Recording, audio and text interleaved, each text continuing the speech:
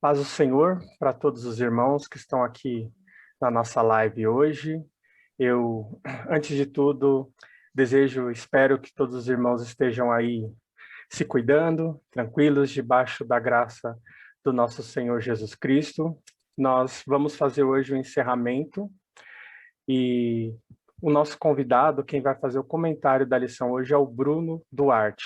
Logo mais a gente apresenta, ele se apresenta e a gente faz o comentário sobre a lição, mas antes eu gostaria de fazer uma oração com todos os irmãos, para nós começarmos abençoados, né? Sempre fazendo uma oração, e nessa oração vamos agradecer ao Senhor por tudo que Ele tem feito na nossa vida. Eu digo sempre que se nós estamos aqui abençoados, seguros, né?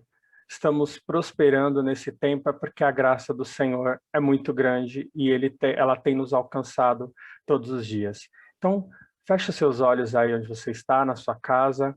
Vamos fazer uma oração.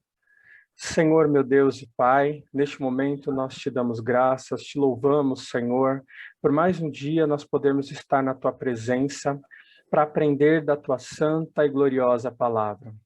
Deus querido, nós te louvamos pelo fôlego de vida, nós te louvamos pela saúde, nós te louvamos pela nossa família, e nós te louvamos porque a chama do teu Espírito Santo continua acesa no nosso coração, mesmo em tempos tão difíceis que estamos vivendo. Senhor querido, e nós pedimos que essa chama continue acesa, e que nesse período de pandemia, onde cada um está na sua casa, no seu lar, que nós não venhamos nos acomodar, pelo contrário, que nós possamos nos dedicar a cada dia a estudar a tua palavra, a aprender mais de ti, porque é o conhecimento do Senhor Jesus Cristo que nos mantém de pé, é a nossa base, é quem nos dá sustentação para continuarmos firmes nessa caminhada. E eu acredito, Senhor, que a tua vinda está breve. Por isso nós precisamos a cada dia estar preparados, fundamentados na tua santa e poderosa palavra. Deus querido, eu peço a tua bênção sobre cada um dos irmãos que neste momento estão participando desta reunião, que se dedicaram, Senhor, e se propuseram a se juntar conosco aqui para aprender desta última lição, para aprender da tua santa e poderosa palavra, Senhor. Usa poderosamente o teu servo que nesta manhã vai compartilhar conosco a revelação da tua palavra, a revelação deste estudo, que o Senhor possa usá-lo com grande poder, com grande graça, Senhor, e com grande sabedoria. Em nome do Senhor Jesus, ó Deus, nós te louvamos e te agradecemos para a honra e a glória do teu santo nome. Amém.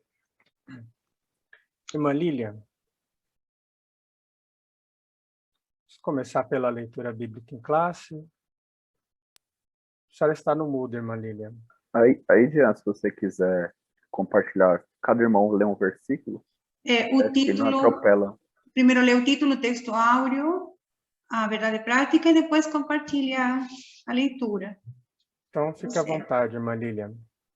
Amém? Só não estou conseguindo pegar aqui inteira a tela. Amém. Está me ouvindo? Sim? Sim. Sim. Lição número 13, 28 de março de 2021. Título da lição: Voltados os olhos para a bendita esperança. O texto áureo diz: aguardando a bem-aventurada esperança e o aparecimento da glória do grande Deus, o nosso Senhor Jesus Cristo. Tito capítulo 2, versículo 13. A verdade prática diz: a nossa esperança é algo vívido e real. Não se baseia em utopia, em imaginação humana, mas em fatos revelados na palavra de Deus e confirmados pela história. A nossa leitura bíblica em classe está em Atos, capítulo 1, versículos 6 ao 11. E faremos uma leitura alternada. Eu leio um versículo, a igreja lê o seguinte: Atos, capítulo 1, do versículo 6 ao 11. Versículo 6. Aqueles, pois, que se haviam reunido, perguntaram-lhe, dizendo: Senhor, restaurarás tu nesse tempo o reino a Israel? 7. E disse-lhes: não vos pertence saber os tempos ou as estações que o Pai estabeleceu pelo seu próprio poder. Mas recebereis a virtude do Espírito Santo que há de vir sobre vós, e ser-me-eis testemunhas tanto em Jerusalém, como em toda a Judeia e Samaria, e até os confins da terra. 9. E quando dizia isto, vendo eles, foi levado às alturas, e uma nuvem o recebeu, ocultando-o a seus olhos. 10. E estando com os olhos fitos no céu, enquanto ele subia, eis que junto dele se puseram 2 varões vestidos de branco, todos juntos, os quais lhe disseram: Os quais lhe disseram, varões varões galileus, por que estáis olhando céu? para o céu? Esse Jesus, que dentre vós Jesus foi que recebido em dentre cima vós no céu, foi recebido, há de vir, há de assim vir, como para o assim céu o viste ir. Amém. Amém. irmãos. Então, como nós combinamos no início, eu vou pedir para os irmãos mutarem o microfone, só para a gente não ter a interferência externa, e eu vou fazer um bate-papo, uma mesa redonda aqui com o nosso diácono Bruno, comentando sobre a lição. Amém? Bom, primeiro, eu sei que todos aqui já o conhecem, mas para aqueles que não conhecem, Bruno, se apresenta um pouco para a gente. Ele vai comentar hoje essa lição, um tema bastante interessante, como já foi dito, voltados os olhos para a bendita esperança. Bruno, fica à vontade, se apresenta aí para todos, para aqueles que ainda não te conhecem, te conhecerem. Amém. Eu quero cumprimentar todos com a paz do Senhor. Quero ser grato nessa manhã por essa oportunidade, fazer minha apresentação aqui. Meu nome é Bruno Duarte, eu coopero na obra do Senhor como diácono, na congregação do Macieira, aqui no setor 25, e sou professor da escola dominical, né? E eu queria estar fazendo, já aproveitando essa oportunidade, né, estar fazendo meus agradecimentos aqui a você pelo convite, estar participando desse momento de encerramento com vocês. Agradecer também ao pastor Antônio Ivan pela confiança e ao meu pastor também, né, meu pastor Vadia, está na reunião, por também confiar essa oportunidade para que nós comentássemos, né, nesse encerramento do trimestre. E eu estava relembrando aqui que há 12 anos atrás, né, quase 13 anos atrás, eu começava a minha caminhada cristã na congregação do Laranjeiras e ouvi muitos dos irmãos que aqui estão, e hoje Deus me dá o privilégio de estar compartilhando um pouco do conhecimento que a gente teve com Cristo, com os nossos irmãos, né? Então fica aqui meus agradecimentos a você e a todos os irmãos que estão cooperando conosco nessa manhã. Amém. Bom, vamos lá.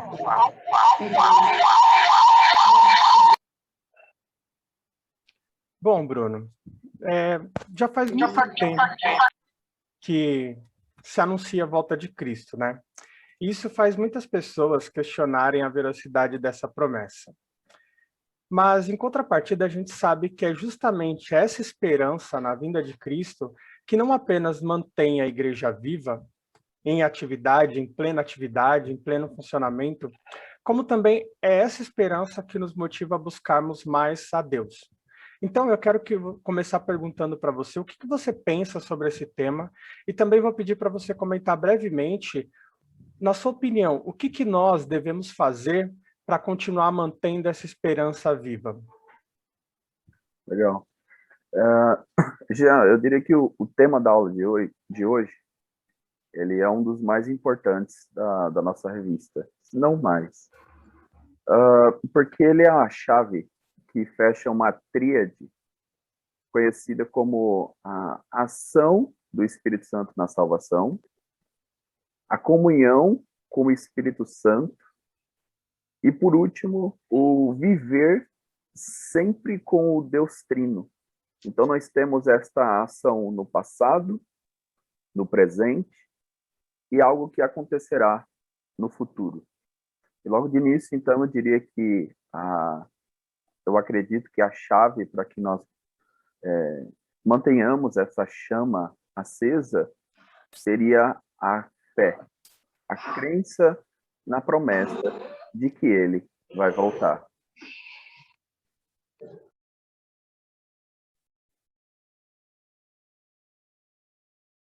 Tá no mudo já.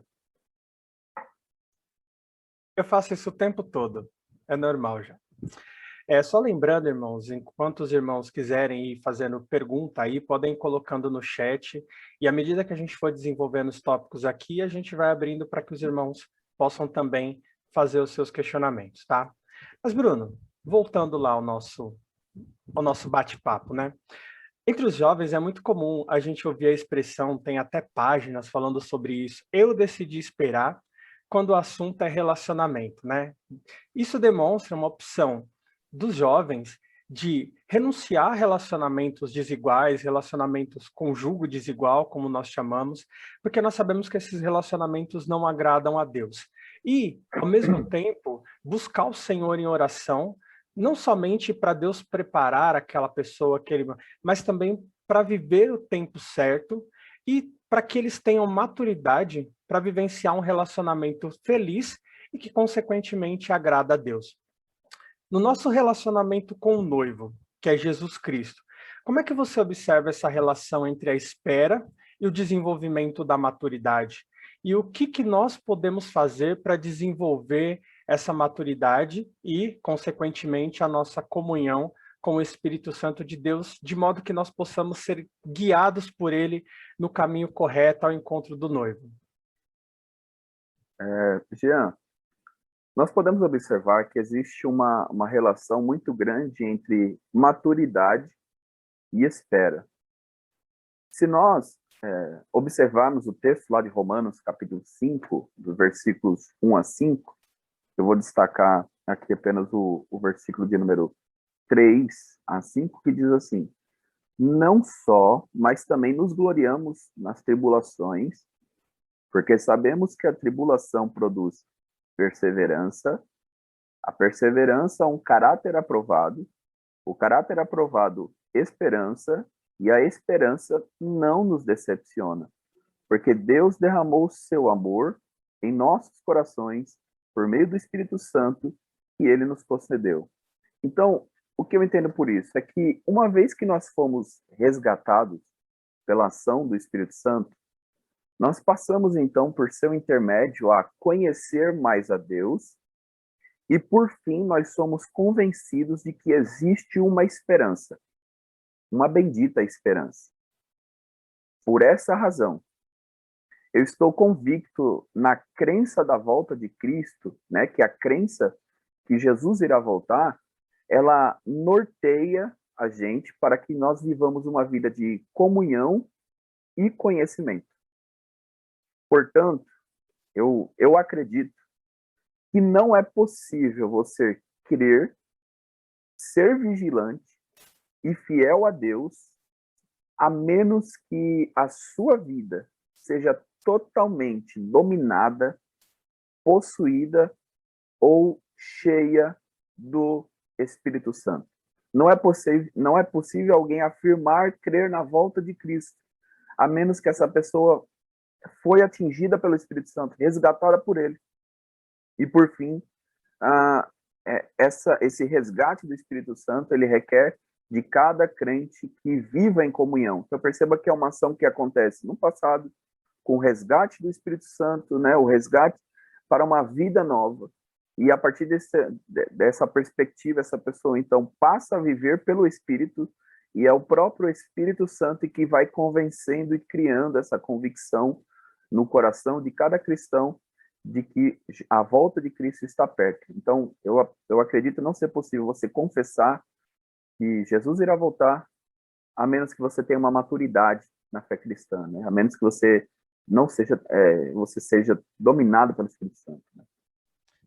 Então, a gente pode dizer assim que nesse relacionamento nosso com o noivo, o Espírito Santo é aquele nosso amigo em quem nós vamos buscar conselhos para esperar o noivo, né? É ele quem vai nesses momentos que a gente sente a angústia, que é comum da nossa rotina cristã, que a gente sente aquele desejo muitas vezes de desistir, o Espírito Santo ele vem como um conselheiro, então, e ele diz assim, olha, não desiste, porque você nem, se você desistir do noivo, você vai perder o melhor noivo, o melhor relacionamento. Você vai deixar de viver aquilo que é perfeito, bom, agradável, para vivenciar uma coisa supérflua, passageira, com pessoas que não vão dar tanto valor assim, né? Pensando nessa metáfora do noivo e da igreja, então dá para dizer que assim, que o grande segredo até para a gente alcançar essa maturidade é ter esse relacionamento profundo com o Espírito Santo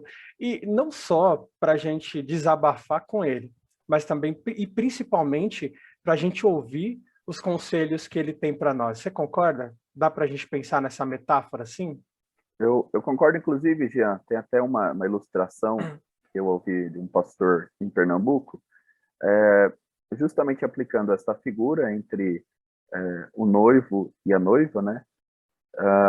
Relacionado com a figura da espera, né? Que a noiva e o noivo estão ansiosos por esse encontro que é o casamento, e toda vez que a noiva ela ficava angustiada por essa espera, o noivo então escrevia uma carta, e as palavras escritas naquela carta confortavam o coração daquela noiva.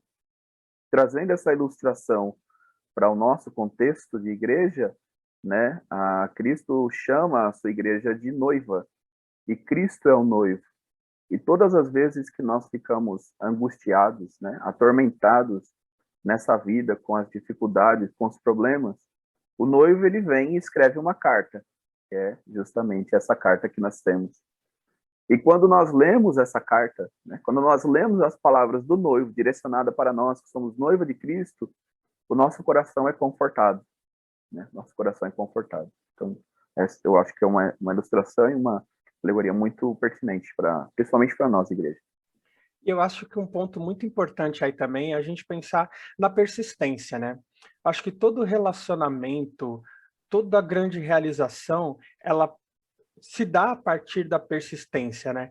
Você não consegue nada na vida se você não persistir. Por exemplo, você não consegue concluir uma faculdade se você não for persistente, mas ao concluir, passar por toda aquela fase, você tem um ganho muito grande. Você não consegue um relacionamento sólido, não só de casal, mas até mesmo de amizade, se você não insistir, né? E às vezes as pessoas desistem muito fácil. Hoje acho que nós seres humanos temos uma mania, uma tendência a desistir muito fácil das coisas, a desistir de uma amizade, porque o meu amigo não fez o que eu queria, meu amigo falou algo de que eu não gostei, a gente desiste muito fácil. Acho que o segredo aí para a gente alcançar a maturidade é também não desistir.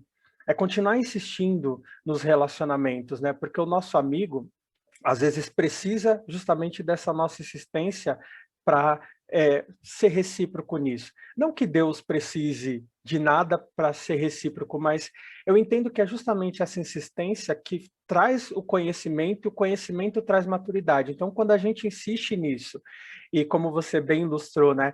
Quando bate aquela tristeza, a gente vai lá, lê aquelas cartinhas. Hoje ninguém escreve mais carta, né? Mas quem é do tempo da carta aqui sabe que você vai lá relembrar... É o WhatsApp, né? Hoje é o WhatsApp, mas você vai lá relembrar aqueles momentos, você vai lá, pensa assim, será que o noivo me ama? Aí você vai lá para a carta que ele escreveu e você vê que Deus amou o mundo de tal maneira que deu seu Filho unigênito. Aquilo conforta o nosso coração, né?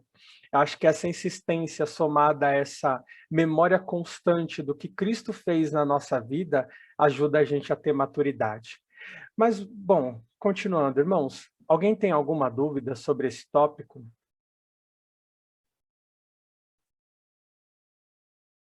Então, está muito claro, hein? Vamos seguir. Bom, a gente sabe que essa ideia da vinda de Cristo, né, é bastante antiga. Eu até fico lembrando, às vezes, esses dias, um tempo atrás, eu comentei com a minha mãe, tinha um hino que a gente ouvia que falava assim, que Jesus, eu não lembro muito bem a letra, mas falava algo como, até 2000 e tanto, até 1900 e tanto, uma coisa assim, porque 2000 nunca há de completar. Então as pessoas sempre tiveram essa ideia muito clara da volta de Jesus, desde os princípios da igreja. Quando Jesus foi aos céus, ele já anunciou que voltaria, então ali já foi semeado no coração das pessoas essa ideia.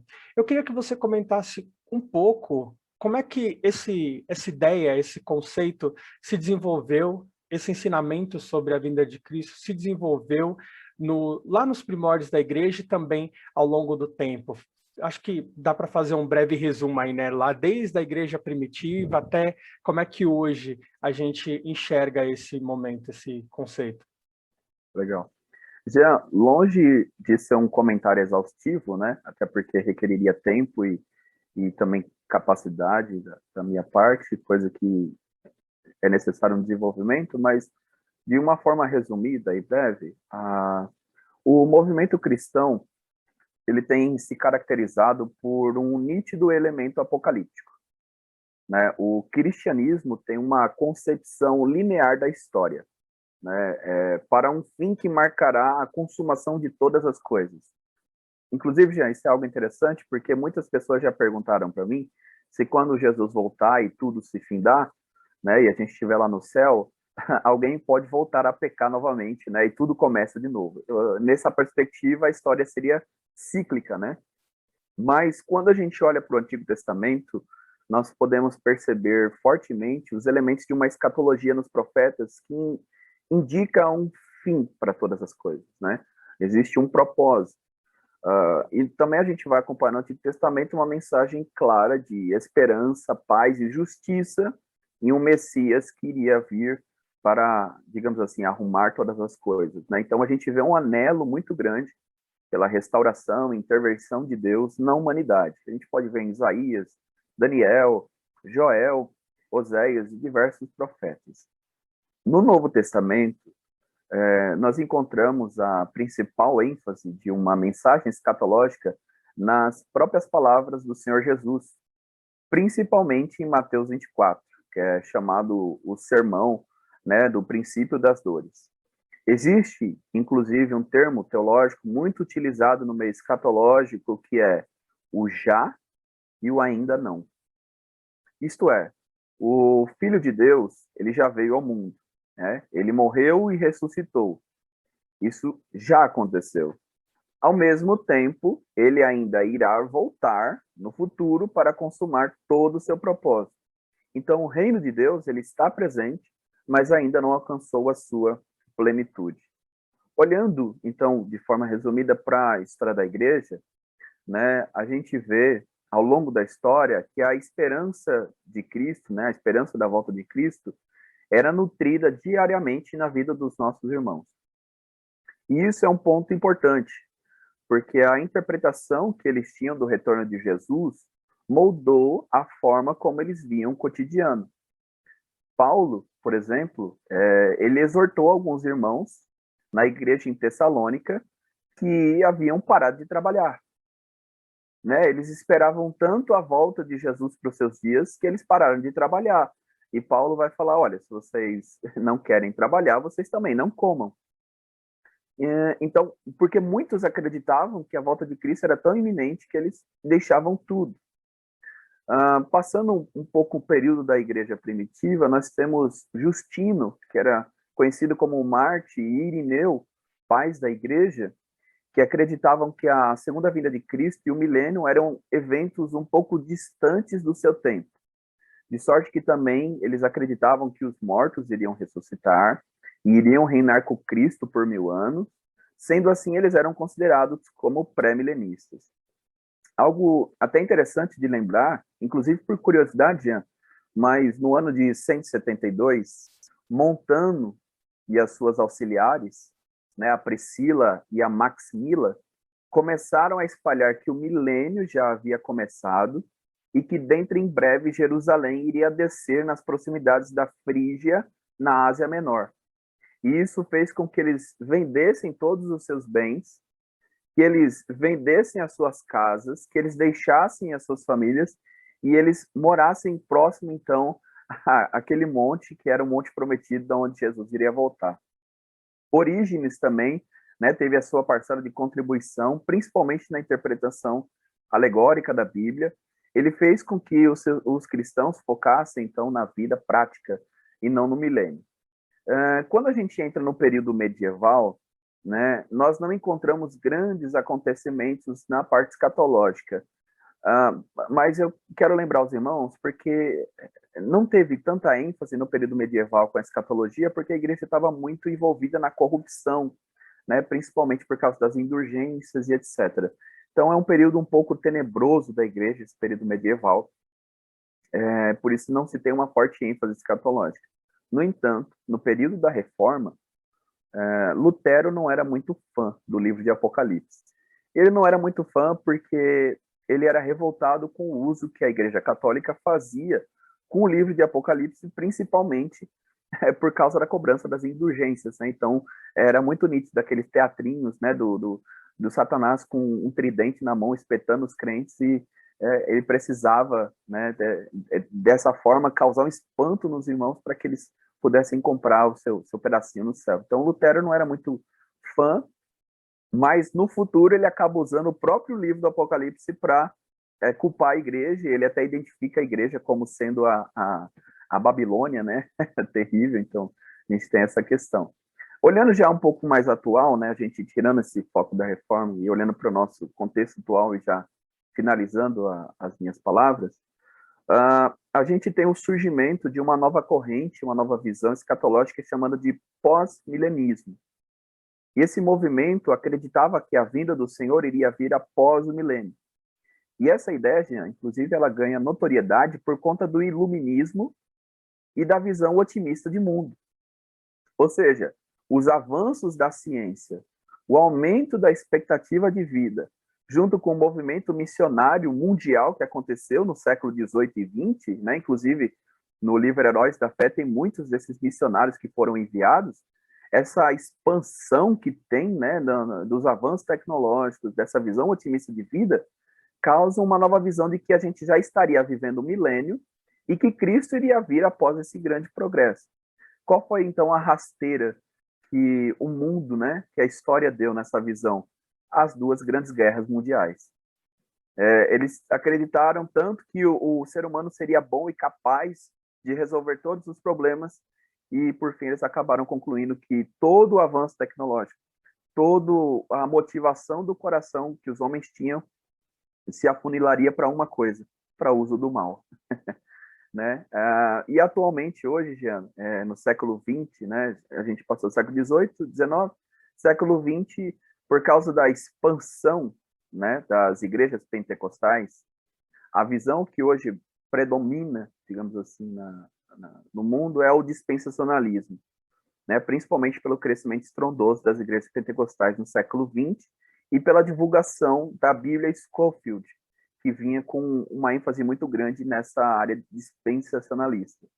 Então, os cristãos em todas as eras ficaram imaginando que o fim seria para o seu tempo, e que a sua geração não chegaria ao fim, especialmente à luz dos últimos acontecimentos que o mundo tem testemunhado. O mais importante de tudo, independente da corrente teológica que nós sigamos, né, pelo menos as principais, é que nós concordamos com os pontos principais, que são: Jesus voltará novamente, os mortos ressuscitarão, Deus julgará vivos e mortos, e haverá um novo céu e uma nova terra. Independente da corrente teológica, todos concordam com esses pontos. Eu até ouvi um comentário uma vez que falava assim que tem dois tipos de pessoas, né? Aqueles que vivem como se Jesus fosse voltar hoje e aqueles que vivem como se Jesus não fosse voltar. Eu acho que uma das coisas que motiva a igreja é justamente esse viver como se Jesus fosse voltar hoje. Porque como não foi revelado, a gente não sabe data, existem muitas especulações, né? Existem teorias e mais teorias, as pessoas fazem contas, as equações da Bíblia, teorias, mas ninguém, porque o próprio Jesus diz, né, que o dia e a hora só o Pai sabe. Acho que o importante para nós que somos cristãos é a gente, todos os dias, viver como se Jesus fosse voltar. Porque, eu até brinco, né? Falo, uma hora vai acontecer, uma hora vai dar certo. Então você acorda e pensa, vou viver hoje como se Jesus fosse voltar hoje. E um dia vai dar certo. Talvez não, a gente não presencie isso em vida, mas se a gente partir daqui para a eternidade, pelo menos nós fomos motivados a viver de modo que agradasse ao Senhor. E nós vamos participar do arrebatamento da igreja, como você disse, né? Os corpos, eles serão, os mortos ressuscitarão, nós receberemos o corpo glorificado, mas a gente não pode nunca deixar de lado essa vigilância, pensar, Jesus não voltou, porque eu já ouvi muitas pessoas, quando você vai evangelizar, você fala para elas assim, ó, Jesus está voltando. Ela fala, ei, essa história eu já ouvi, minha avó contava, minha bisavó contava, minha bisavó morreu, minha avó morreu, eu vou morrer e não vi Jesus. Fala, mas a gente não pode contar com a sorte, principalmente pensando que a gente tem um adversário que trabalha o tempo todo para nos desviar desse caminho. Então não dá para eu pensar em momento nenhum em viver como se Cristo não fosse voltar.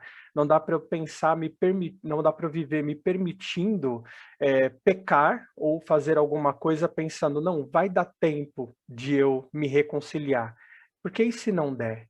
Pode ser que dê, e é por isso que a Bíblia também nos ensina que a gente tem um advogado se a gente pecar, mas se nesse curso, tentando acertar, em algum momento a gente falhar ou nos sentir fraco e der uma deslizada e nos voltarmos para Deus, a gente tem um advogado, mas esse advogado não vai defender a causa de quem erra de quem erra conscientemente, né? Então, acredito que a mensagem principal para nós é: vamos viver como se Jesus Cristo fosse voltar hoje, nesse minuto, como se a nossa aula aqui da Escola Bíblica Dominical não fosse acabar. Então, é assim que a gente tem que viver, porque tendo essa mentalidade, vê se você concorda comigo, não é um peso. Muitas pessoas encaram isso como um peso. Eu tenho que viver abrindo mão de tudo, renunciando muita coisa, é como se fosse um peso. Mas, na verdade, a gente tem que viver pensando que o peso é ficar nesse mundo. Porque se a gente renunciar às coisas do mundo, mas quando o Senhor Jesus vier, a gente fizer parte dessa comitiva que vai, a alegria vai ser eterna, e não nesse momento. Concorda? Eu concordo, inclusive eu vou tocar brevemente um pouquinho mais para frente nesse assunto. Amém. Bom, mas nós somos assembleianos, né? Canela de fogo, pentecostal. Por isso que a gente está estudando sobre o verdadeiro pentecostalismo. A gente aprendeu muitas coisas ao longo desse trimestre, né? Que acho que são combustível para a gente retornar ou reacender a chama do pentecostalismo. E, sendo assembleianos, nós temos uma declaração de fé. Eu queria que você explicasse um pouco para nós como é que a igreja, a Assembleia de Deus, porque a gente sabe que existem divergências de pensamento, e acho importante uma coisa que você disse anteriormente, independente de qual seja a teologia, de qual seja o pensamento, ela precisa apontar para Cristo, ela precisa nos conduzir para o caminho correto, por mais que ela veja diferente. Mas como é que a nossa igreja enxerga e trabalha esse tema? Legal. Jean, a Assembleia de Deus, ela é futurista no que tange à literatura apocalíptica, confessionalmente dispensacionalista, e principalmente clássica, quanto ao futuro de Israel, e por fim, ela tem uma crença que nós somos pré-tribulacionistas. Sendo assim, eu posso definir que futuristas, porque nós acreditamos que as palavras de Jesus em Apocalipse, principalmente o capítulo 4, em seguir, né, em diante, está relacionado com coisas que acontecerão e estão no porvir. Dispensacionalistas, porque nós entendemos que existe uma distinção entre Israel e a igreja. E outra característica do dispensacionalista clássico é que nós acreditamos que o milênio é literal, né? E que ele ocupa um lugar claro e específico no plano de Deus. Inclusive, nós cremos que este reino será efetivado após a grande tribulação que acontecerá na Terra por um período de 7 anos. Acreditamos ainda, Jean, que a volta do Senhor está mais perto do que nos dias em que aceitamos a nossa fé. e que essa volta será feita em duas fases distintas. Primeira, o arrebatamento da igreja, um evento secreto. E, em segundo lugar, a volta gloriosa de Jesus com os seus santos no final da grande tribulação. Cabe destacar aqui que esta segunda volta, ela vem sendo demonstrada por meio de sinais que Jesus deixou, sendo alguns destes a efusão do Espírito Santo, né, que era uma promessa para os últimos dias, né, quando nós lemos lá em Joel e Atos 2, no cumprimento de Pentecostes, nós vamos ver que Pedro, no seu sermão, ele faz questão de destacar que o derramamento do Espírito Santo também era uma forma de demonstração, né, do juízo de Deus, ou seja, do porvir. Deus estava cumprindo aquela promessa, porque a outra promessa do juízo também era algo fiel e que ele iria fazer. E outro sinal evidente é a fundação do Estado de Israel, né? Quando nós vemos lá a parábola da figueira, no capítulo 21 de Lucas, né, nós vemos que o Estado de Israel, ele se fundou e está, né, ostenta sua bandeira lá na ONU desde 1948. Mas eu quero fazer um ponto e destacar aqui ainda que existem muitos pastores, muitos irmãos em nosso meio que carecem de um conhecimento para expor esse tema, principalmente no nosso meio, na Assembleia de Deus. E isso traz para nós uma dificuldade, porque nós acabamos repetindo o que nós ouvimos de certos pregadores e nós não confirmamos o ensinamento na Bíblia conforme faziam os crentes bereanos. Tem uma colocação do pastor Pedro Dulce, que ele diz que na era da informação, o nosso maior erro é não informarmos as pessoas. Então, eu faço um apelo aqui aos irmãos para que os irmãos debrucem, estudem, verifiquem essa doutrina, porque ela é muito importante e influenciará a maneira como nós enxergamos a vida. E eu comento mais para frente sobre isso. A gente tem que fazer um filtro, né? Você falou da era da informação. Hoje, o ser humano nunca teve tanta informação quanto ele tem hoje, mas ele nunca foi, né, tão enganado quanto ele é hoje também. Ao mesmo tempo que a gente tem acesso a muita informação, acho que falta um pouco o senso crítico para a gente fazer questionamentos sobre o tipo de informação que a gente recebe. Hoje nós vemos aí as pessoas compartilhando as famosas fake news, justamente por não fazerem análise crítica. E com a Bíblia não é diferente, né? E pensando nesse assunto, que a gente sabe que é bastante complexo, e justamente por ser complexo, o que eu entendo assim, ser complexo não é ser não entendível, não é ser incompreensível. Simplesmente exige um pouco mais de dedicação e estudo. Porque é possível entender melhor o tema desde que você se dedique. Não vai ser numa leitura ali, um minuto. Eu vou fazer uma oração aqui, vou ler e acabou, pronto. Entendi o tema. Não é assim. Esse é um tema que exige muita dedicação, muito estudo, busca fontes, questionamentos, cruzamentos de informação. E justamente por ser um tema complexo, ele acaba sendo mal compreendido por uma grande parte das pessoas, inclusive dentro da igreja. E justamente por ser complexo e mal compreendido, essa ideia abre alguns precedentes para ensinamentos errôneos sobre a vinda de Cristo. E aí, esses precedentes que são abertos permitem que os exploradores da fé disseminem algumas heresias e algumas falsas doutrinas. E também faz com que muitos acabem falando, como você mesmo disse, ensinando coisas erradas, porque ouviu de alguém, porque tem aquela ideia que foi falada para ele, mas ele não questionou, ele simplesmente é um reprodutor. Eu digo sempre que nós, como seres humanos, mas como pessoas cristãs, nós não podemos fazer eco de ideias. A gente tem que ter convicção das ideias e dos ensinamentos, porque senão a gente vai ser confundido e enganado. Então, dado esse contexto, quais são, na sua opinião, os cuidados que a gente deve tomar com relação a esses ensinamentos e essas informações relacionadas ao tema para que a gente tenha segurança de que não estamos sendo enganados? Jean, eu destacaria aqui 3 pontos importantes que nós devemos tomar cuidado e que conversa com diversas outras áreas. O primeiro deles seria os alarmes falsos. A gente já tem, principalmente por igreja pentecostal, uma relação muito grande com o místico. Isso nos atrai, né? Isso traz para a gente uma sensação de um saber, de um conhecer desconhecido de algo que outras pessoas não têm. É uma característica até muito forte com as teorias conspiratórias, né? Então, a gente gosta de ter informações que ninguém tem. Então, como em todas as outras áreas e tradições do cristianismo, houveram pessoas que tentaram cravar a data da segunda volta de Jesus. Alguns deles até verificaram que quando a data não batia, eles reinterpretavam os textos e lançavam luz em outra data.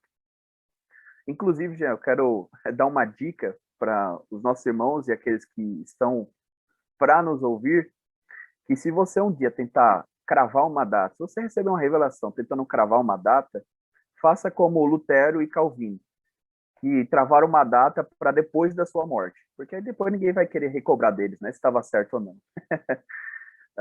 Então, veja que essa questão, né, dos alarmes falsos, ela beira algo mais fundo quando nós tentamos analisar as possíveis motivações do coração que levam uma pessoa a fazer isso. Eu imagino que talvez seja por ego, vaidade ou mesmo descuido, né? Eu arriscaria até colocar uma ausência de bons ensinadores sobre esse assunto no nosso meio.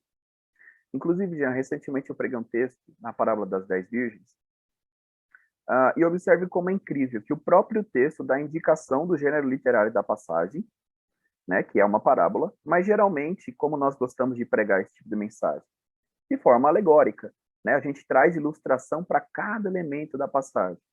Mas no texto, o ensinamento é simples, fácil e prático.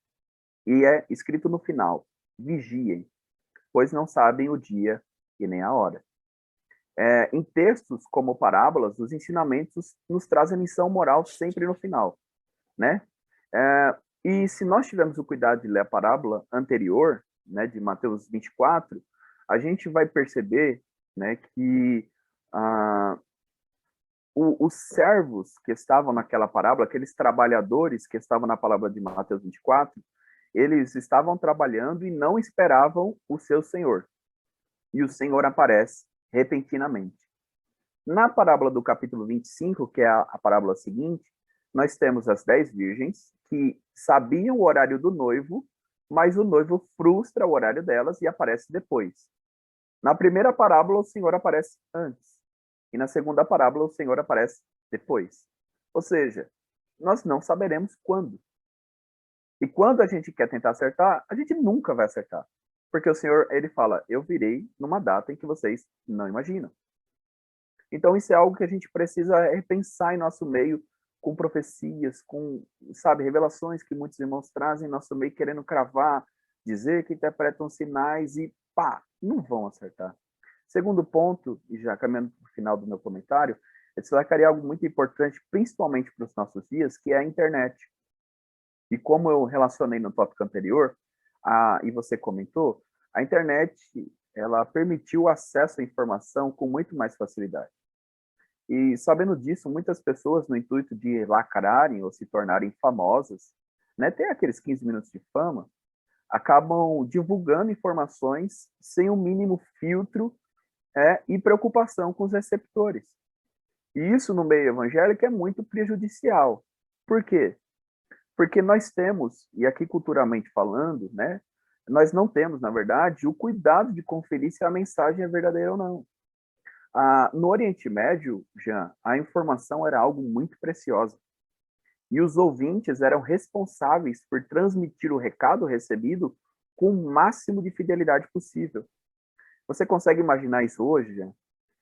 O próprio livro do Apocalipse traz uma bênção para os ouvintes. Quando nós lemos o Apocalipse 1 e 3, bem-aventurados os que ouvem a palavra da profecia. Então, hoje, o acesso que nós temos às redes sociais nos coloca em contato com pessoas de diversas tradições, cultura e país.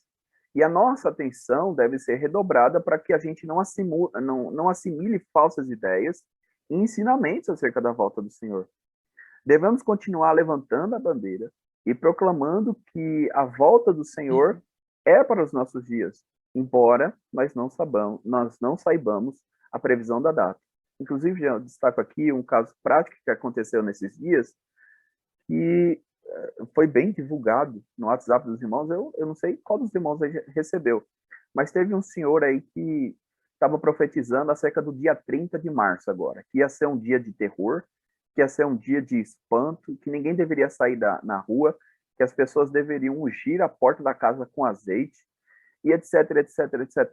Perceba que a profecia bíblica acerca do fim, ela não está relacionada com o fim de juízo para os cristãos. Ele é um dia de alegria para nós. É um dia que não precisa causar medo, mas sim alegria para os nossos corações. E por último, eu destacaria aqui a vigilância, e esse é um ponto importante, porque ele é o único ponto que conversa com todas as outras escolas escatológicas. Ou seja, independente da linha que você segue, você tem que ter uma coisa em mente. Você precisa manter a vigilância. E é uma exortação que o próprio Senhor deu em Mateus 24, 42. Este ponto vai além por quê? Porque a vigilância não está relacionada apenas com a volta imprevista de Jesus. Nisso só é argumento para estar atento, mas ela dialoga com a vida cristã, com a ética cristã e com o seu comportamento na sociedade. A forma como você trabalha, a forma como você estuda, a forma como você se relaciona com as pessoas à sua volta. Então, a vigilância ela aborda diversas outras áreas. Então, eu destacaria esses 3 pontos. Você estava falando, né, dos vídeos. Eu acho muito interessante, né, que a gente tem todas as fontes, mas muitas vezes as pessoas se apegam mais a, por exemplo, um vídeo que vem, um pastor, porque a gente nem sabe qual é a procedência desses vídeos. A gente não sabe o contexto, a gente não conhece a vida, mas eu fico assim impressionado como as pessoas ouvem uma palavra e às vezes só porque ela vem, ela impacta, ela pega você num momento emocional complicado, como a gente está vivendo hoje, muitas pessoas se apegam às coisas fatalistas e o pior, né, repassam a informação sem conhecer o contexto, sem conhecer quem está falando, qual é a vida que ele leva, você não sabe se essa pessoa tem um compromisso com Deus. Então, eu concordo, é muito importante a gente ter muito critério na hora de divulgar qualquer tipo de informação, porque você falou bem, já imaginou se hoje quando a pessoa compartilha um vídeo, ela fosse responsabilizada por isso, pela informação que ela compartilha? E aqui, se você me permite, eu acrescentaria mais um ponto, que é a gente olhar para os líderes, para aqueles que estão conduzindo o povo. Por quê? Se eles apontarem para Cristo, a gente deve seguir, porque uma pessoa que aponta para Cristo, que prega a verdade, levando o povo para Cristo, ela com certeza está sendo direcionada pelo Espírito Santo, mas o verdadeiro Cristo, né? Que a gente só vai ter certeza disso quando nós formos buscarmos conhecimento na Bíblia para ter esse crivo. Mas se ela apontar para si, porque são os 15 minutos de fama que você falou, se a pessoa faz, aquele espetáculo todo acontece, mas no final ela traz a glória para si, ou ela aponta para si, ou ela se coloca num patamar superior, a gente tem que fugir dessas pessoas. E a gente tem que ser como a palmeira, né? Ter a base firme, não como aquela folha seca. Vem alguma coisa, a pessoa se deixa levar. Vem uma profecia, ela se deixa levar. E eu queria ressaltar uma frase que você disse, que realmente é importante, e às vezes a gente não pensa nisso. A vinda de Cristo é motivo de alegria. A Bíblia não fala da alegria da salvação? É justamente isso, quando fala Jesus vai voltar, muita gente fica com medo, mas quando a gente ouvir Jesus vai voltar, a gente tem que se alegrar, e que seja hoje, né? Ou que seja o mais breve possível, porque a volta de Jesus é o motivo de nós estarmos aqui, é o motivo da gente renunciar ao mundo, os pecados, e mais do que as pessoas tentarem prever quando Jesus vai vir, retomando suas falas das parábolas, é a gente estar preparado para, independente de quando ele vier, é estar preparado o tempo todo. Bom, essa crença, né, isso tudo que você falou, ela traz muitos impactos para a nossa vida. E crer nisso exige, acima de tudo, uma constante transformação do ser humano. Um reconhecimento da soberania de Deus e, principalmente, reconhecer que nós dependemos dele. Mas, além disso, ela exige de nós também muita renúncia. Eu queria agora que você comentasse um pouco sobre como e quais aspectos da nossa vida são impactados e também quais são os benefícios que essa nova maneira de viver, essa vida de renúncia, quando a gente fala renúncia, não é renúncia às coisas boas, né? É renúncia àquilo que desagrada a Deus. Nem tudo que... porque, quando a gente fala isso, parece que essa renúncia, a vida cristã é uma vida muito dura, muito difícil, muito sem alegria, é como se você vivesse de semblante baixo o tempo todo porque você está renunciando, mas não, a vida com Cristo é uma vida de alegria, porque você renuncia aquilo que traz como salário a morte. E tudo aquilo que você vive com Cristo só traz alegria, né? Então eu queria que você comentasse um pouco sobre como é que nós somos impactados e quais são os benefícios que essa nova maneira de viver traz para nós como cristãos. Jean, ao meu ver, eu destacaria aqui pelo menos 3 formas que a crença de Cristo ela impacta o nosso cotidiano. A primeira delas é a forma com que nós evangelizamos. Nós podemos dizer que existe uma urgência na proclamação do evangelho. Isso é bem claro nos textos bíblicos, né? Inclusive, a pergunta dos discípulos a Jesus sobre a restauração de Israel, em Atos, capítulo 1, versículo 6, traz uma alusão muito grande a isso, porque Jesus estava 40 dias na Terra, né? E esses 40 dias deu a chance dos discípulos perguntarem se o reino seria restaurado naqueles tempos, o reino de Israel seria restaurado naquele tempo. Jesus não só direciona essa pergunta deles, mas também explica para eles que eles deveriam esperar a promessa do Pai e que logo após o cumprimento desta, eles deveriam ir até os confins da terra e pregar o evangelho.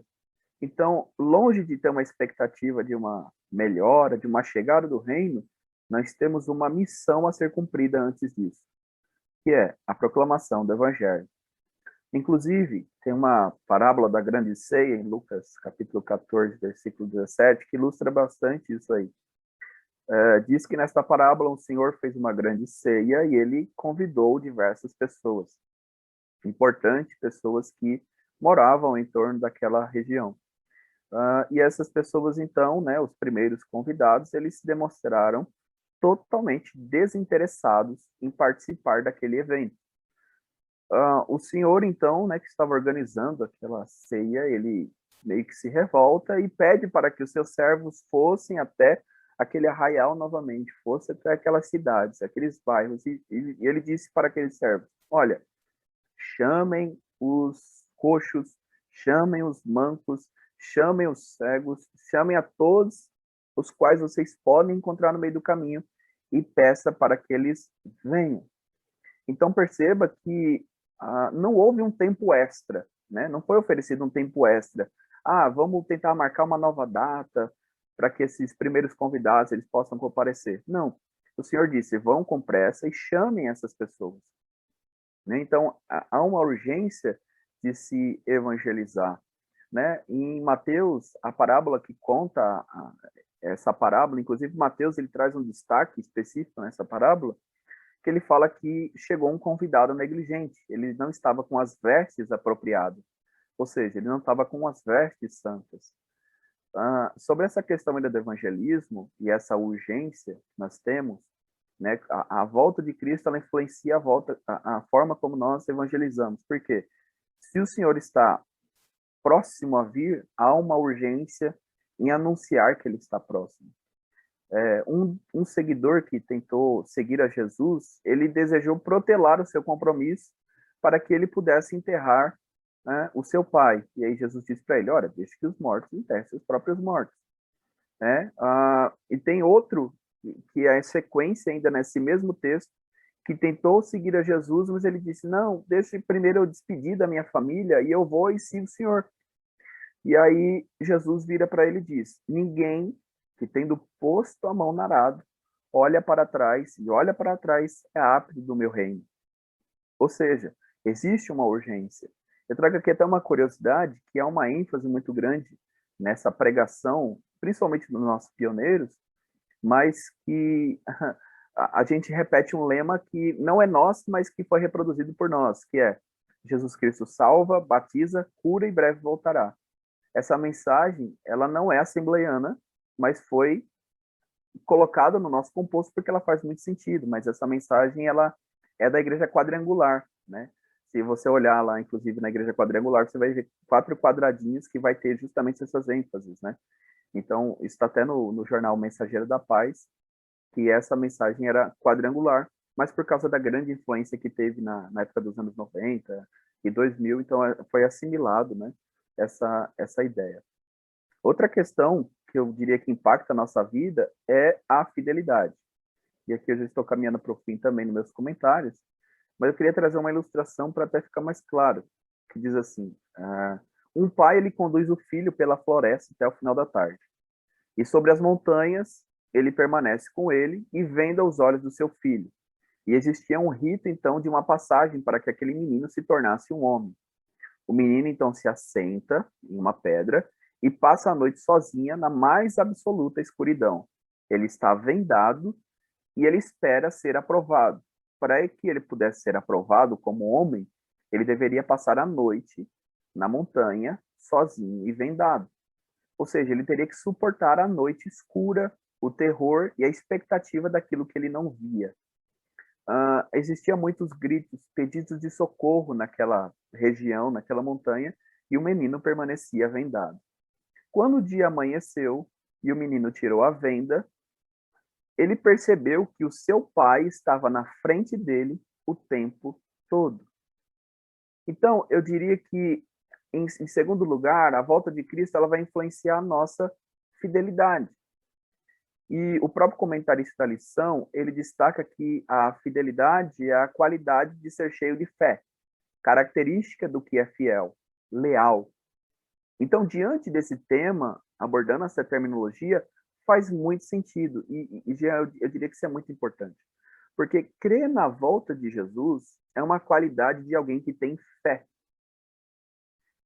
De maneira semelhante, quando você abordou lá no início dos nossos comentários, que muitas pessoas duvidam, né, da volta de Jesus, tem um texto em 2 Pedro, no capítulo 3, versículo 1 a 10, que fala justamente isso, que as pessoas estavam zombando, né, dos cristãos que acreditavam que a volta do Senhor era para o tempo deles, e disseram, olha, nós já ouvimos falar que os últimos dias virão, mas já passou os nossos pais, já passou tantas gerações, por que vocês ainda acreditam nessa promessa?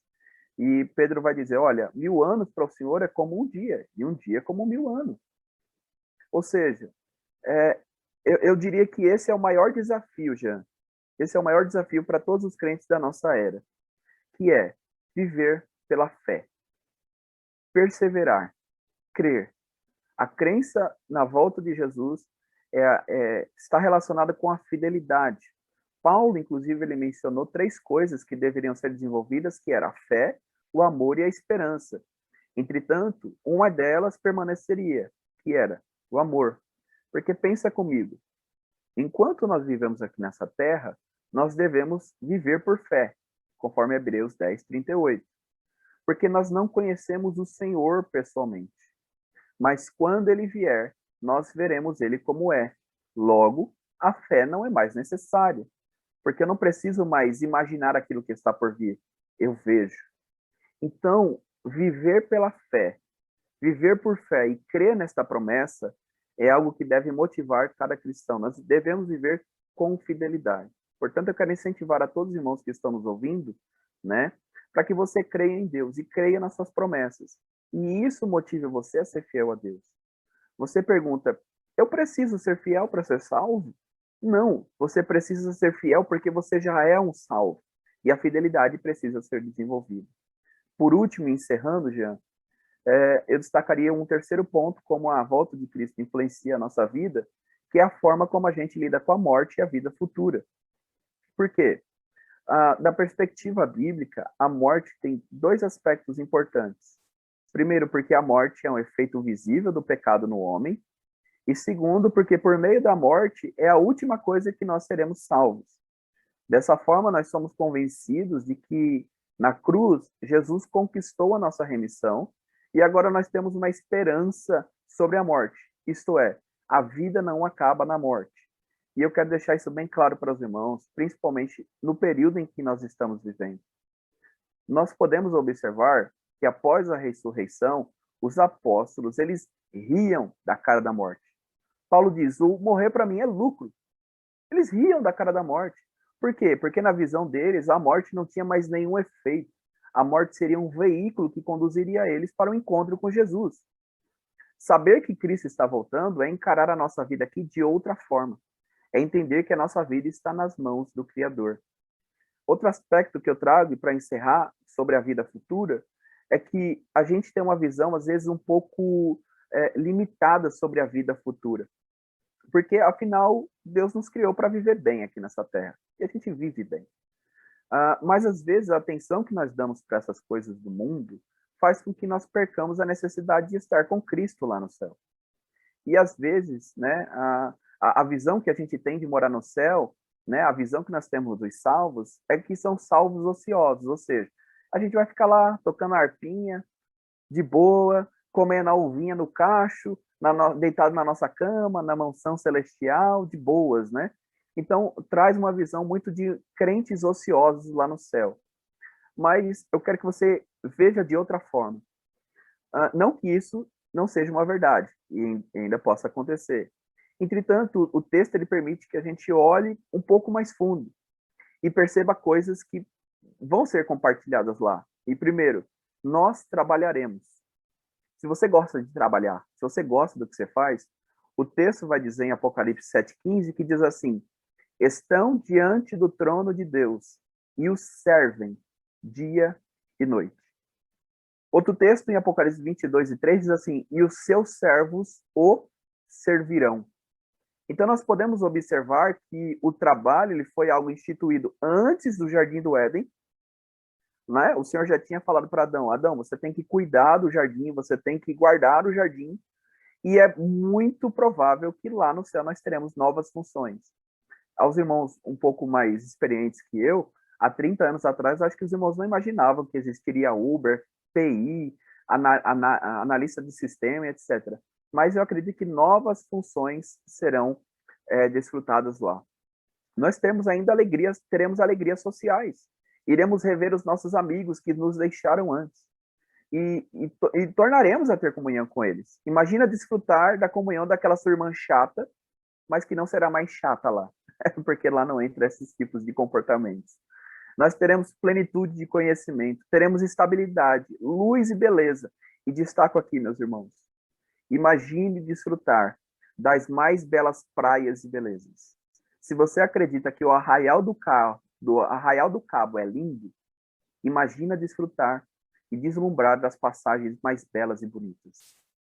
A nossa comunhão com o Salvador e a crença que Jesus irá voltar desperta em nós uma frase: Maranata, ora vem, Senhor Jesus. Amém. Acho que o problema aí, Bruno, é a gente pensar no céu com a mentalidade terrena, né? É a gente imaginar que o céu vai ser como a nosso entendimento tão limitado consegue alcançar. Porque o céu é muito mais, né? O mundo é bom, como você disse, Deus nos criou aqui para viver bem. Dá para dizer que é todo ruim, a gente tem muitas coisas boas aqui, mas o céu com certeza vai ser melhor. E ainda se a gente chegasse nesse ponto de ficar sem fazer nada, vamos dizer assim, né, ocioso, os sentimentos que a gente tem hoje, que são terrenos, são humanos, nós não teríamos lá, como ansiedade, até mesmo tédio. Nessa pandemia a gente está vivendo muito isso, que tédio, né? E lá a gente não vai ter, então, por mais que a gente desfrute da eternidade toda, ainda que seja o ócio, vai ser um ócio sem um sentimento humano. Então a gente não vai ter, não vai ficar cansado do céu, né? Não vai, pelo contrário, a gente vai querer a eternidade toda e mais e mais e mais. Então acho que o grande problema é isso. A gente não pode, a gente tem que desejar o céu, tem que desejar conhecer como algo muito mais do que a gente imagina e não ficar pensando como vai ser, porque senão a gente se limita e se frustra. Bom, eu estou ouvindo um geral aqui, porque a gente já está caminhando para o fim. Sentimento semblante né, de decepção das pessoas, porque já acabou.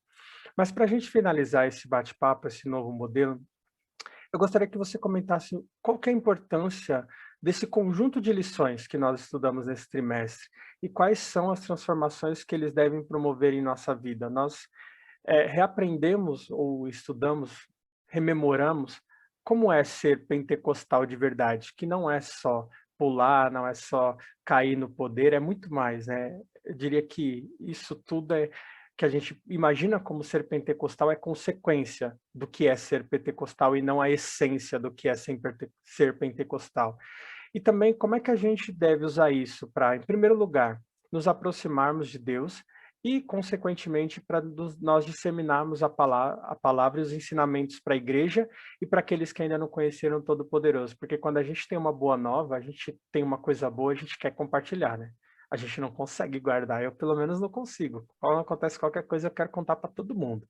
Quero mostrar para todo mundo o que aconteceu e que eu estou feliz com aquilo. E acredito que o pentecostalismo, quando ele arde no nosso coração, é isso que ele provoca em nós. Então, como é que você vê esse conjunto todo de lições e como é que eles impactam a nossa vida e nos fazem disseminar a palavra? Jean, quando a gente procura entender o propósito, né, dessa revista e conjunto de lições que nós tivemos, os irmãos depois até podem entrarem no perfil do pastor Ezequiel Soares, ele tem bastante comentários sobre essas lições que nós tivemos. Eu identifico aqui porque nos últimos anos nós tivemos uma enxurrada de literaturas reformadas. Mas não somente isso. Nós identificamos que os nossos irmãos reformados utilizaram muito das mídias sociais para criar estereótipos do que é a teologia pentecostal. Então, nós vivenciamos uma fase de transição de geração e muitos dos nossos jovens tiveram acesso às universidades e aos estudos.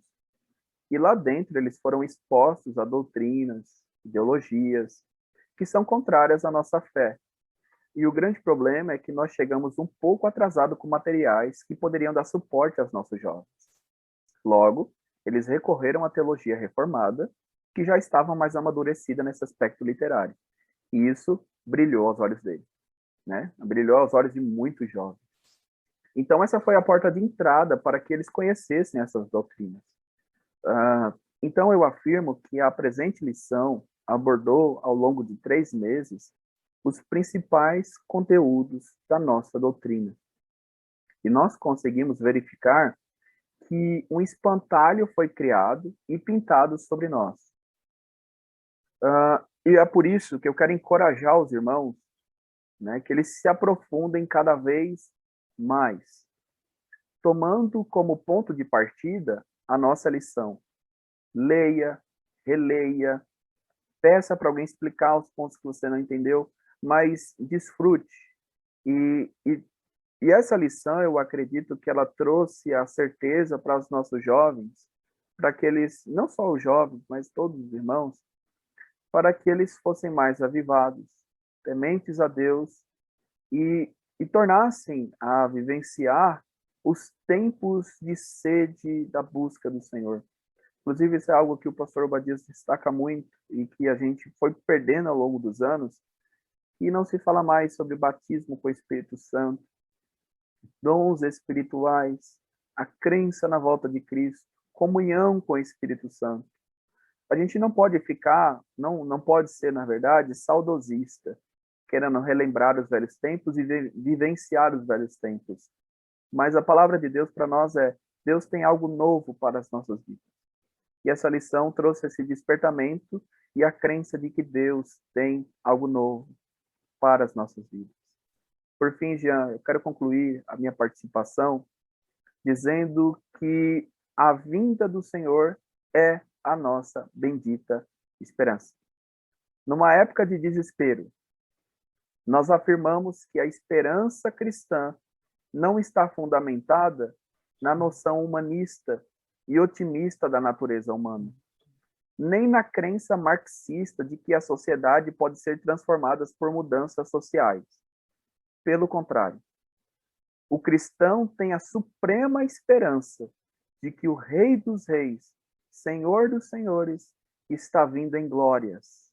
E nós dizemos como igreja: Maranata, ora vem, Senhor Jesus. Amém, eu acho que essa é a frase mesmo. Maranata, ora vem, Senhor Jesus. Bruno, queria muito agradecer você pelo seu tempo, pela dedicação, por todo o material que você preparou. por ter atendido ao nosso convite, ter se disposto aí a comentar essa última lição, fazer esse encerramento aqui conosco.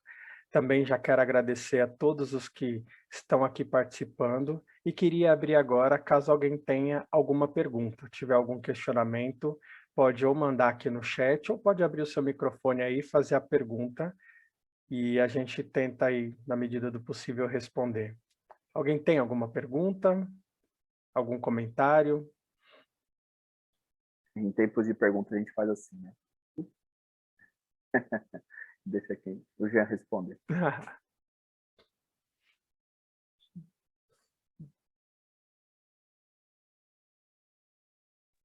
Eu não sei se isso é um não. Entendi tudo, tá tudo claro. Pode ser, irmãos. Paz do Senhor. Irmão Gilmar aqui. Então, pedi para o Bruno e o senhor também já indicar algumas literaturas pentecostais para a gente estar aderindo, né, mais conteúdo pentecostal. Igual o Bruno falou, né, a crescente dos reformados é muito grande. Mas hoje em dia a gente tem bastante livro pentecostal que os irmãos possam indicar aí para a gente. O Bruno já está até pegando o livro ali, então deixa ele fazer as indicações. Pode ir indicando, Jean, você conhece, eu estou pegando aqui alguns. Eu só pensei assim, o que me veio à mente agora, a gente estava falando muito sobre a vinda de Cristo, né? Sobre como vai ser a tribulação. São coisas que a gente também não tem ideia, mas a gente consegue imaginar. Eu me lembrei muito daquela série Deixados para Trás, não o filme, mas a série de livros, que são 9 livros, né? E cada um deles vai contando um pouco como seria essa grande tribulação, o que poderia acontecer. É claro que é uma ficção, é obra do intelecto humano, mas eu acho que ela consegue nos dar uma base, porque os autores são, pelo menos são autores de quem eu gosto muito. Eu me lembro só o nome do primeiro, é o Tim LaHaye. Deixa na cola do Google, né, irmãos? Porque é melhor do que falar bobeira. Eu tenho aqui, são 9 livros no total. Os autores são... Não tem o nome do autor, isso é ótimo.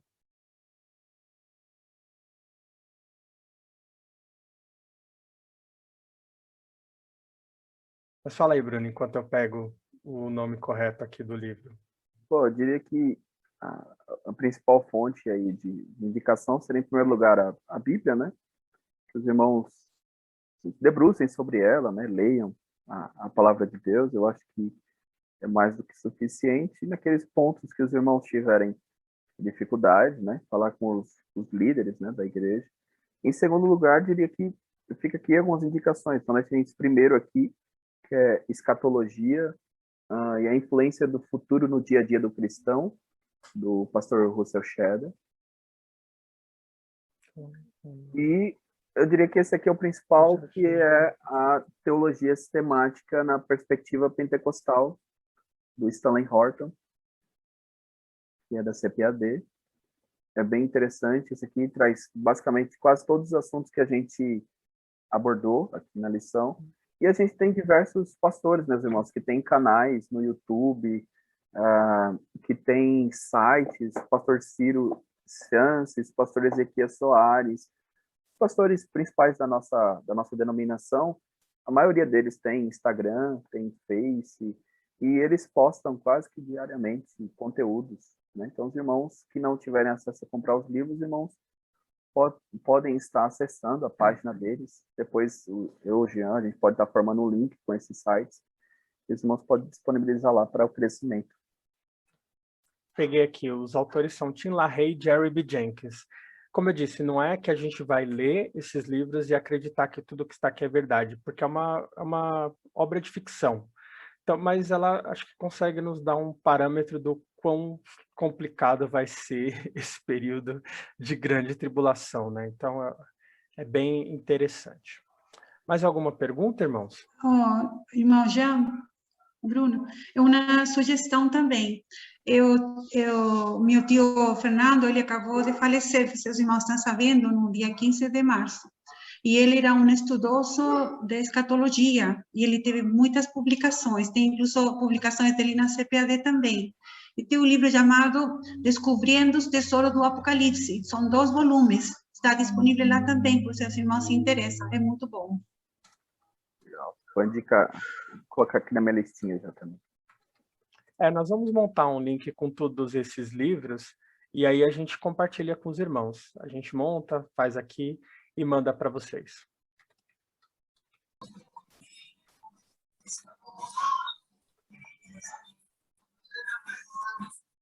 A paz do Senhor, Jean. Paz do Senhor. Paz do Senhor, Bruno. Amém. Então, eu queria fazer uma pergunta aqui, que desde o começo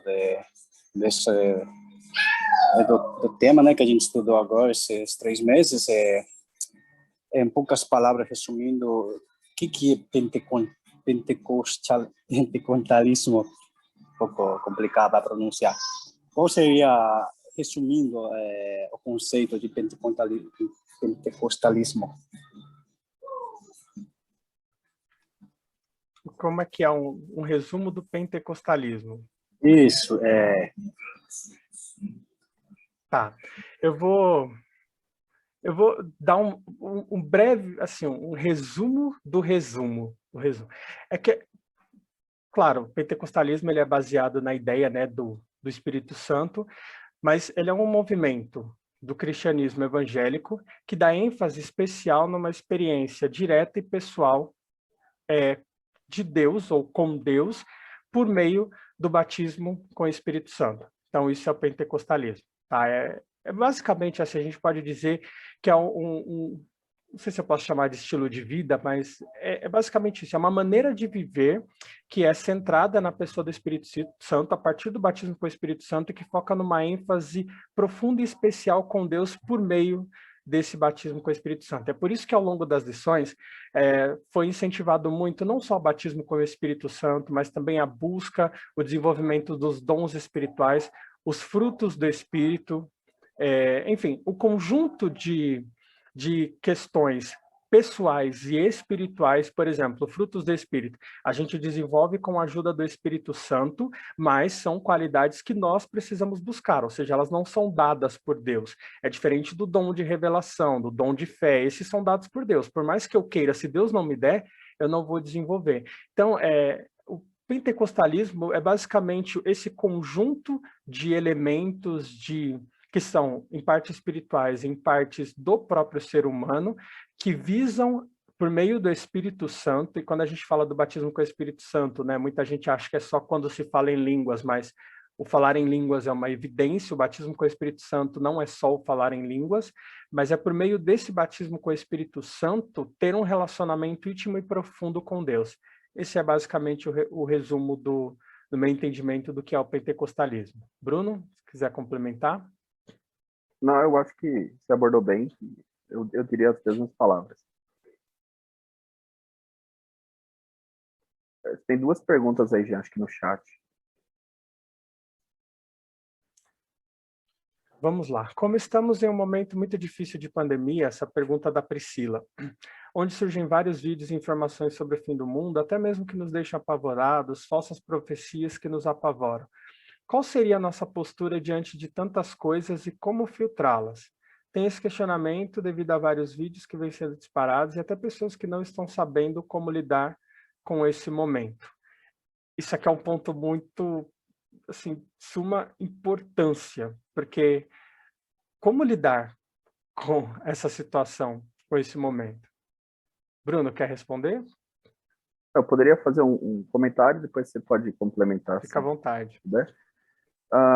Eu diria que muito do que se ouve, né, em vídeos, as questões, e muito do que se absorve no coração dos irmãos é justamente por um ponto que você abordou na lição, né? A ansiedade, o coração, o medo, o pavor, até que a Priscila colocou. Eu diria para uma pessoa como essa que o primeiro ponto de partida que ela deve partir é a palavra de Deus, a leitura da palavra. A forma como os acontecimentos virão, né? A forma como tudo vai acontecer, é bom que nós saibamos, mas, por outro lado, eu diria que você mantenha a ênfase no que Jesus diz. Viva uma vida fiel e saiba que ele está voltando. No demais, o que vai acontecer, de grande tribulação ou não,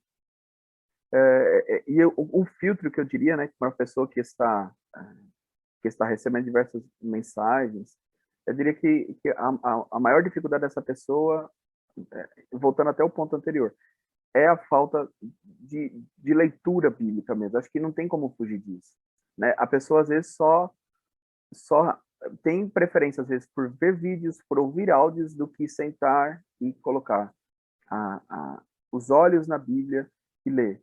Eu estava comentando até com a Priscila uns tempos desses, que às vezes a gente passa tanto tempo no celular, no computador, que os nossos olhos se viciam, a gente tem luminosidade e rapidez.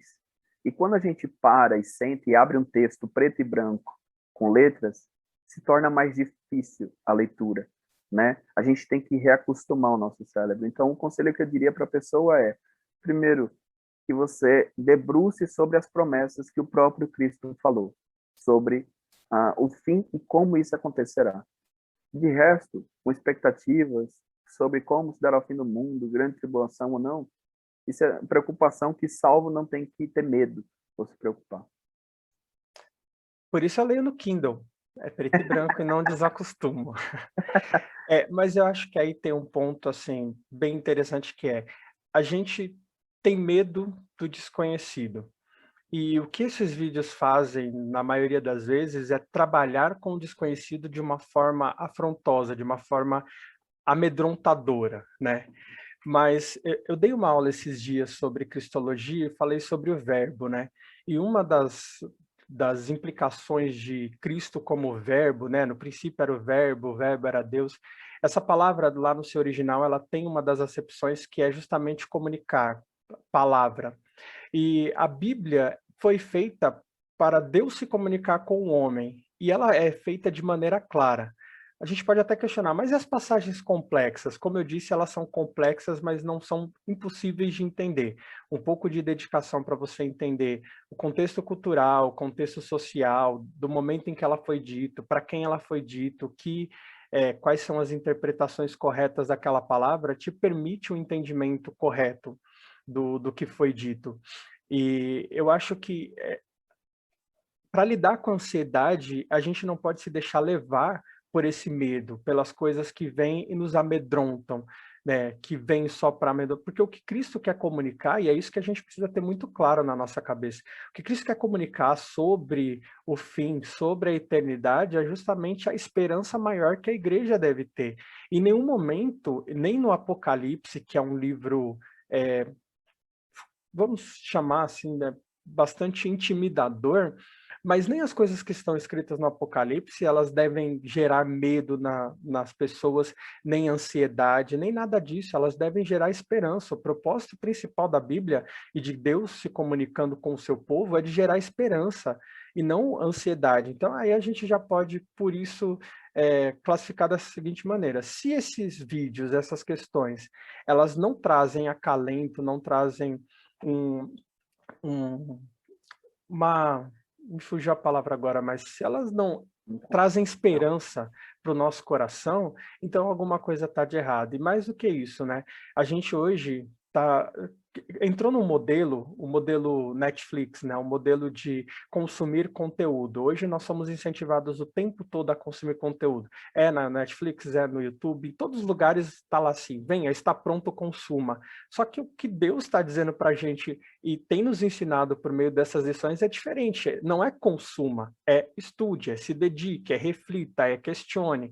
Porque é isso que vai nos dar a base e fortalecer a nossa mente e o nosso coração para quando a gente se deparar com um vídeo desse, você ter o discernimento, que é um dos pontos, né? O discernimento do Espírito que nós devemos buscar para dizer, não, isso aqui, o que ele está falando é bobeira, não vou me deixar intimidar nem ficar ansioso por isso. Ou quando for uma verdade, que eu não estou dizendo que não tenham verdades também sendo compartilhadas, mas que elas não nos causem medo na ansiedade, elas nos causem esperança. E a gente olhar e falar, realmente, isso vai acontecer e que bom que eu faço parte do grupo que está caminhando para o céu.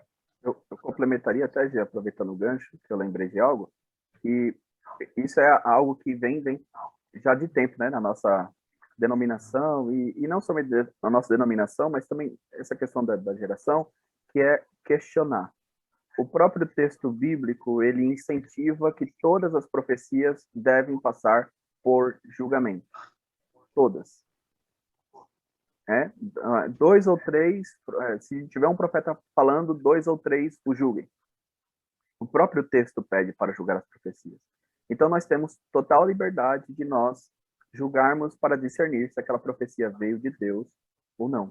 Né? Então, hoje a gente não faz aquele questionamento. É muito forte aquela questão. Não toque no ungido, né? Não toque nessa pessoa, porque ele falou, é um homem de Deus, não profeta. Ainda que seja, devemos julgar. Por quê? Porque tudo tem que estar de acordo com a palavra de Deus. Se fugiu daqui, não faz sentido. E se ele for um profeta de verdade, Deus cuida dele, né? Aquilo que ele falou é de Deus, vai se cumprir, vai ser correto, e ele não tem que temer. Os que evitam o questionamento e o julgamento é porque eles não têm a convicção de que é de Deus. A gente que, quando você busca uma palavra, busca uma revelação para pregar, você não está preocupado se as pessoas vão acreditar ou não. Você tem convicção de que é a palavra de Deus. Os que crerem serão abençoados, os que não crerem, nós temos tranquilidade de que foi Deus que nos deu. Mais alguma pergunta, irmãos? Vamos deixar mais uns 5 minutos para perguntas, caso alguém tenha, senão a gente se estende muito também.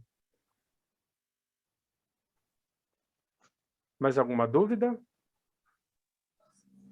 Ô, Jean, eu tenho outra pergunta desde o começo das lições, referente ao batismo com o Espírito Santo, né?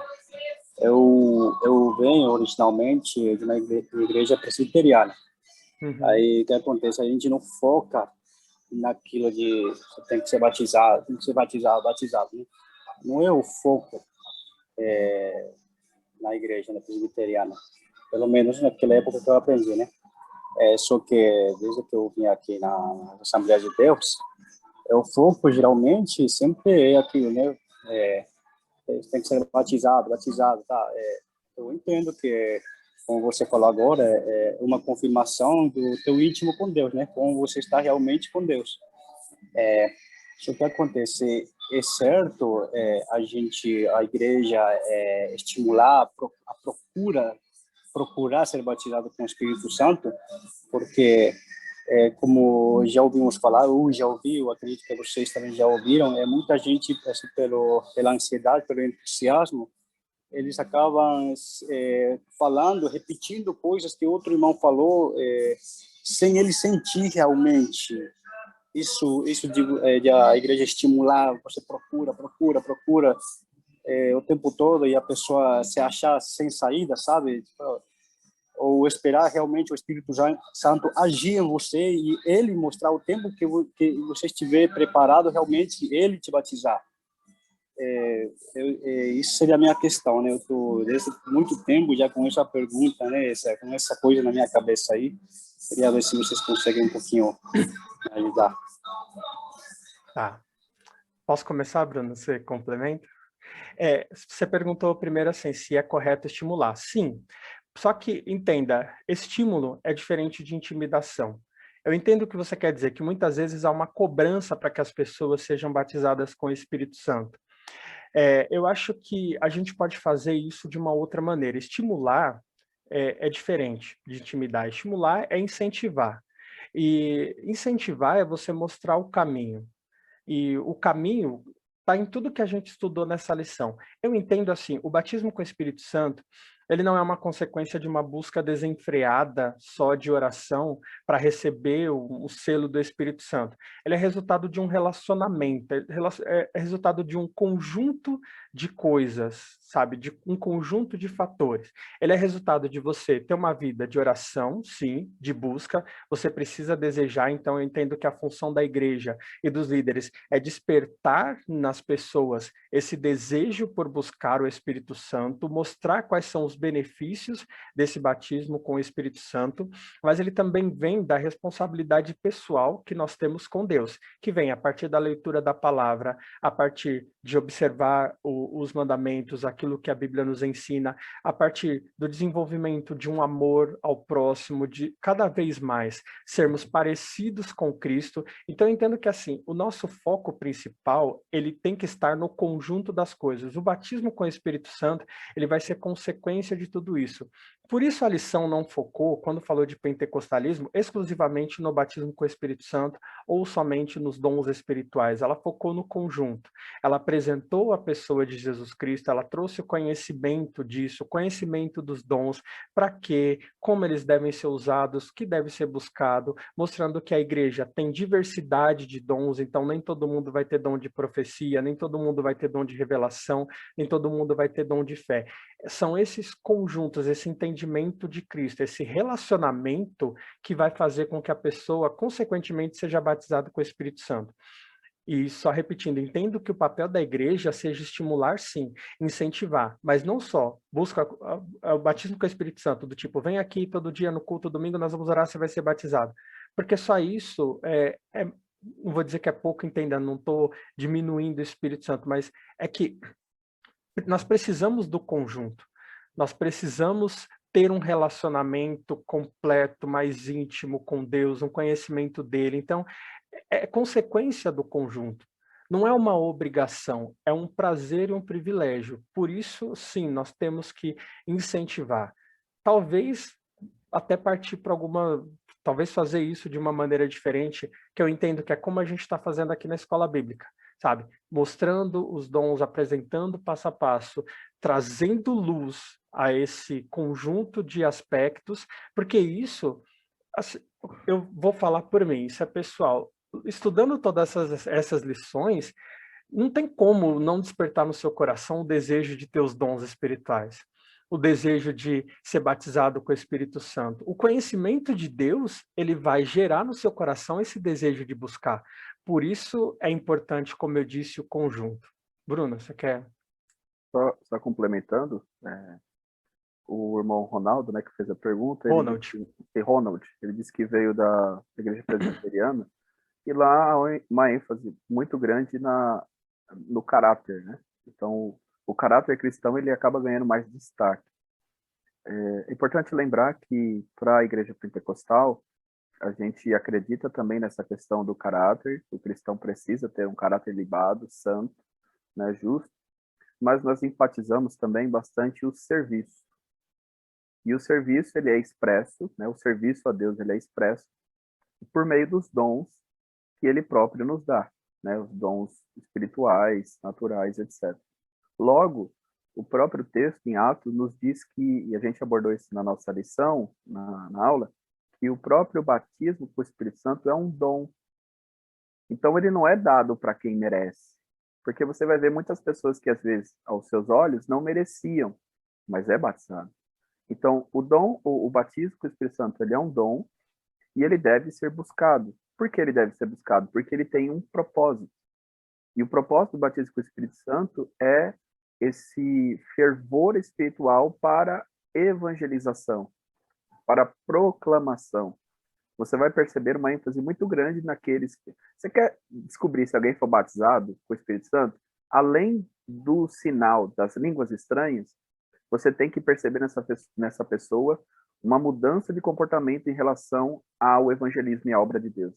Se essa pessoa não despertou uma forte ênfase para o trabalho de Deus, ou para o evangelismo, ou ela precisa de uma renovação da parte de Deus, ou ela não foi batizada com o Espírito Santo.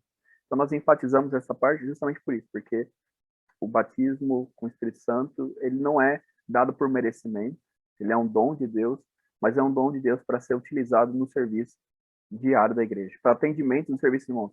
Nenhum dom, você não vai perceber, nenhum dom, ele é para si próprio. Por exemplo, o dom de curar, ele não é para me curar apenas. O dom de interpretação de língua, ele não é para me interpretar apenas, ele sempre enfoca alguém. Então, nós como pentecostais sempre enfatizamos o serviço, o ir. Tanto é que a prova real está aí, né? É a denominação, é a tradição que mais cresceu nos últimos 20 anos. Né? Amém, irmãos. Eu queria continuar nesse bate-papo aqui por mais umas 2 horas, que tá bom. mas a gente tem um tempo também, vamos respeitar esse horário. Eu sei que os irmãos têm outras atividades aí até em casa para fazer. Então, desde já, eu queria agradecer muito a cada um dos irmãos que entrou aqui na live, que participou, que mandou as suas perguntas. Quem tiver mais perguntas aí, ó, pode falar direto com o Bruno, comigo, com os irmãos que estão aqui também, a irmã Lília, superintendente lá no Macieira, e todos nós aqui, irmãos. Eu sei Pastor que também, Pastor Obadias está aqui também. Irmãos, todos nós temos algo para aprender e algo para ensinar sempre. Aqui, nós nos dedicamos a estudar, aprender um pouco, compartilhar, mas isso não significa ter o conhecimento completo. Às vezes uma pergunta faz a gente aprender mais, né, traz elucida muitas questões, porque faz você pensar naquilo. Então, todos nós aqui temos algo para aprender e algo para compartilhar. O importante é, se você tiver uma dúvida, procure alguém, procure um irmão, converse com ele, comente, porque se não souber, procure um pastor, procure a liderança da igreja. Com certeza alguém vai sanar a sua dúvida, vai continuar te conduzindo para o caminho correto. Amém?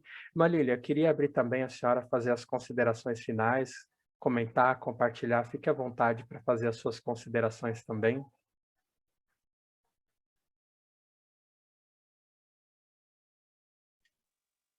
Amém. Eu só quero agradecer essa oportunidade de ter participado dessa escola, desse encerramento tão maravilhoso e parabenizar, né, os irmãos pela bela apresentação. E temos a revista online, então provavelmente continuaremos estudando cada um na sua congregação e convidamos os irmãos para continuar a aprofundar-se mais no conhecimento da palavra de Deus. Agradeço essa oportunidade. Amém. Então, irmão, já aproveita aí que a senhora fez as considerações, já ora agradecendo a Deus por esse encerramento e nós já vamos finalizar por aqui. Amém, irmãos? Amém. Eu agradeço também a presença do nosso pastor Badias, né? Ele está presente e os irmãos, todos os irmãos que puderam acompanhar esse ensinamento. Vamos orar ao Senhor. Amado Deus, queremos te agradecer esta manhã por essa maravilhosa experiência, Senhor, que nos concede de compartilharmos a Tua palavra. Te agradecemos pelo ensino dela, Senhor, abençoa Teu servo, irmão Jean, irmão Bruno, Senhor, e a todos os servos que têm participado, que têm se disposto nesta manhã para dedicar um tempo para a meditação da Tua palavra. Te glorificamos, Senhor, por essa iniciativa e pedimos que Sua graça seja com cada um de nós, a cada dia. Pedimos Sua bênção, em nome de Jesus. Amém. Amém, irmãos. Então, se cuidem, né? Meditem, busquem conhecimento na palavra e cuidem de vocês e da sua família. Amém? Que isso é importante. Que Deus abençoe cada um dos irmãos, em nome de Jesus. Amém? Amém. Até a próxima, irmãos. Até mais.